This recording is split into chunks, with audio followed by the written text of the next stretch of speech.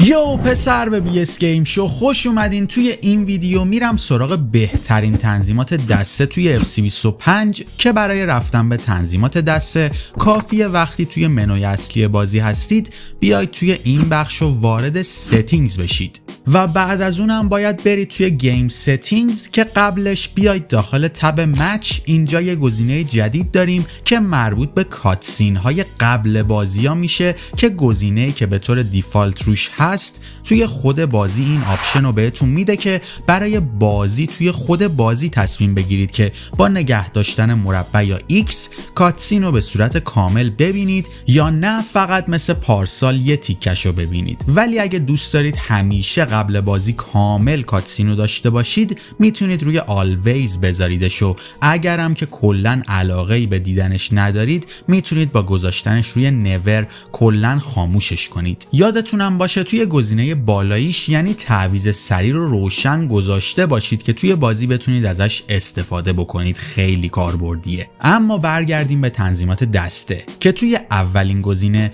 پریست دسته رو داریم که کلا 2 تا گزینه توش وجود داره. یه دونه کاستومه که پیشنهاد میکنم فقط کسایی ازش استفاده کنن که اولین سالیه که وارد FC شدن، چون با این گزینه بازی بهتون این آپشن رو میده که شوت‌های اتوماتیک بزنید و توی ضربات سر و حرکات مختلف بهتون کمک میکنه که خب این گزینه برای کسایی که هنوز خیلی توی بازی حرفه‌ای نشدن. ولی گزینه بعدی یعنی کامپتیتیو 6 تا از آپشن های کمکی رو براتون خاموش میکنه که اگه آنلاین هم بازی بکنید به صورت اتوماتیک روی همین گزینه قرار میگیره پریست دستتون. بریم سراغ گزینه بعدی یعنی شات اسیستنس که روی منوال یا دستی اصلا نمیتونید شوت بزنید چون بازی هیچ کمکی بهتون توی جهتش نمیکنه و خیلی باید دقیق باشید و اینجوری موقعیت‌های خوبی رو از دست میدید باهاش. اما بهترین انتخاب براتون میتونه اسیستد باشه که بازی بهتون توی جهت شوت کمک میکنه.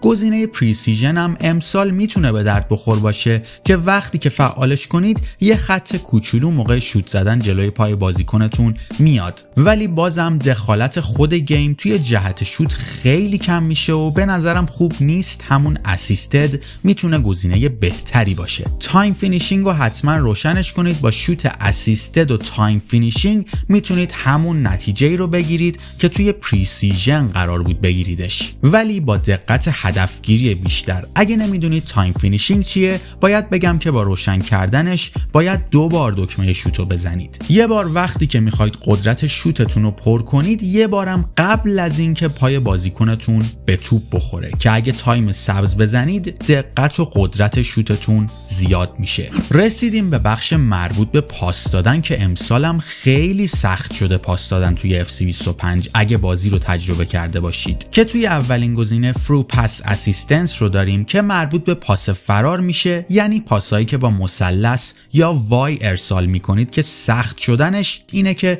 گزینه اسیستد از این بخش حذف شده و باید روی سمی بازی بکنیم که همین هدفگیری این پاس رو خیلی سخت میکنه امسال. لابد فرو پاس اسیستنس یا همون پاس فرار هوایی رو هم بذارید روی سمی بمونه. 3 تا گزینه بعدی هم که مربوط به پاس زمینی، سانترها و عوض کردن منطقه بازی میشن و بذارید روی اسیستد بمونن. اینجوری میتونید خیلی بهتر هدف بگیریدشون. اما از این گزینه ها هم که رد بشیم میرسیم به پاس ریسیور لاک که به نظرم بهتر روی لیت بمونه. کلا هم گزینه بهتری نسبت به گزینه های دیگه که مربوط به این میشه که وقتی میخواید پاس بدید بتونید جهت پاس رو تا لحظه آخر که پای بازیکنتون به توپ بخوره عوضش کنید، که اگه ای فوتبال بازی کرده باشید معمولا نمیشه این کار رو انجام داد و اگه دوست دارید اونجوری باشه باید روی انیمیشن استارت بذاریدش که دیگه همون جهتی که بهش دادید و قفل میشه روش و دیگه نمیشه عوضش بکنید. پیشنهادم اینه که روی لیت بذاریدش، اینجوری اگه بازیکنی توی مسیر پاس قرار بگیره میتونید پاس و جهتش رو عوض بکنید. پریسیژن پاس هم مربوط به پاس دستی میشه که با مثلث و R1 یا وای و RB روی تنظیمات کلاسیک دسته داده میشه. که خیلی پر استفاده نیست توسط پلیرها. حساسیت این پاس رو توی این بخش میشه تنظیم کرد که نرمال بهترین گزینه براتونه. اما توی بخش دفاع کلیرنس اسیستنس رو داریم که 2 تا گزینه داره و برای وقتیه که میخواید توپ رو داخل دفاع دور بکنید که یکیش کلاسیکه که توپ فقط دور میشه و نمیشه بهش جهت داد و اون یکی دایرکشناله که توش میتونید جهت دور شدن توپ هم تعیین بکنید که این آپشن بهتریه. توی گزینه بعدی که خیلی هم مهمه مربوط به سبک دفاعتون میشه که هیچ دلیلی نداره که از گزینه‌ای به غیر از ادوانس دیفندینگ استفاده بکنید. قطعاً بهترین روش دفاع امسال، چون برخلاف 2 روش دیگه‌ای که وجود داره این روش یه حرکت جدید بهتون میده که میتونید باهاش علاوه بر پا انداختن و تکل بلند زدن بدن هم بزنید که امسال بدن زدن تو بازی به شدت کاربردیه. گزینه بعدی هم آن کنید، روشن بودنش ضرر نداره چون هر وقت بازیکنتون بتونه به صورت اتوماتیک توپو بلاک میکنه اگه روشن باشه این گزینه. توی اوتو سویچینگ هم بهترین گزینه همون همیشگی یعنی آن ایر بالزن لوز بالزه، اما یه سریا رو دیدم که روی اتوماتیک میذارن سویچ کردن و که اصلا گزینه خوبی نیست توی دفاع، چون بعضی وقتا لازمه که روی هافبکاتون سویچ کنید که اگه روی اتوماتیک باشه نمیتونید وقتی ضد حمله خوردید این کارو بکنید. گزینه بعدی برای اینه که وقتی توی دفاع و ضد حمله ها سویچ میکنید بازیکنتون برای مدت زمان کوتاهی به حرکت خودش توی مسیری که داشته میرفته ادامه بده و اینجوری دیگه نمیتونید توی اون زمان جهتشو تغییر بدید. پیشنهادم بهتون اینه که خاموشش کنید، ولی میتونه برای کسایی که اولین سالیه که گیمو بازی میکنن گذاشتنش روی لو انتخاب خوبی باشه، بعدن حتما خاموشش کنید. توی سویچ کردن با آنالوگ راستم بهترین گزینه همون دیفالت خود بازی یعنی کلاسیکه، ولی رفرنسش و اینکه این سویچ شدن با آنالوگ راست از بازیکنی که روش سویچ هستید در نظر گرفته بشه یا توپ دیگه به خودتون بستگی داره، ولی خودم همیشه این گزینه رو روی پلیر ریلاتیو میذارم که رفرنس سویچ شدن بازیکنی که روش سویچ هستم در نظر گرفته بشه. حساسیت این سویچ شدن هم هر چقدر بیشتر کنید سخت‌تر میشه سویچ کردن، روی همین 4 باشه خوبه.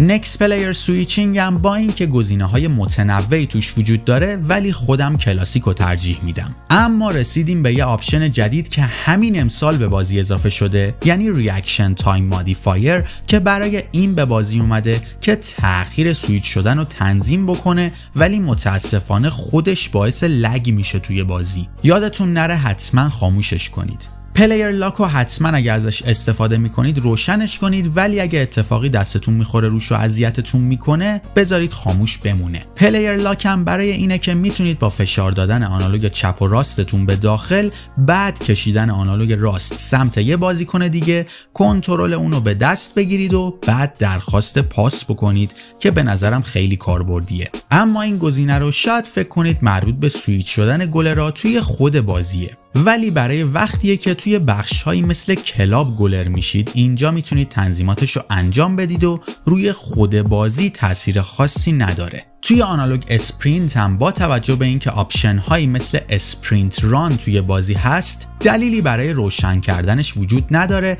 اگه نمیدونید چیه باید بگم که اگه روشنش کنید دکمه سرعتتون مثل پدال گاز میشه و هر چقدر بیشتر فشارش بدید بازیکنتون بیشتر سرعت میگیره، ولی باید این نکته هم بدونید که وقتی سرعت رو روی R2 یا RT گذاشتید کار میکنه و اگه با R1 یا RB سرعت میگیرید نمیتونید از این آپشن استفاده بکنید. ولی اگه خاموش باشه هر چقدر که فشار بدید دکمه سرعت رو بازیکنتون از نهایت قدرت سرعت خودش استفاده میکنه. 2 تا گزینه آخرم فقط برای PS5 که تریگر افکت رو خاموش کردم و وایبریشن دستم که روشنه. خب بچه‌ها اینم از این ویدیو. اگه سوالی در مورد هر کدوم از این گزینه‌های دسته داشتید حتما داخل کامنت ها ازم بپرسید، جواب میدم بهتون. و تا ویدیوهای بعدی catch you later boy.